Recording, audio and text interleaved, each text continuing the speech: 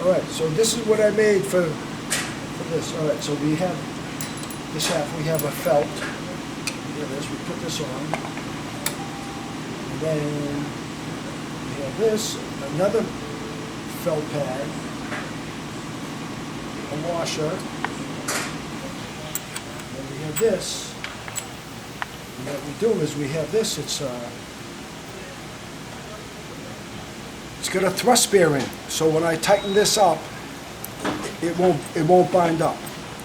So, so that's a thrust bearing. So now screw this on.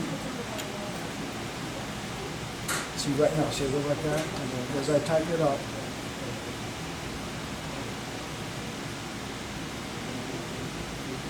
yeah. So we're gonna come around here, Peter. Just want to see. See that?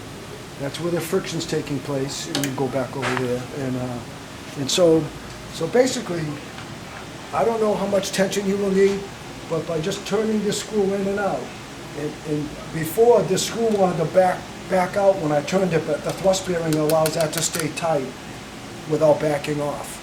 Okay, so that's basically it.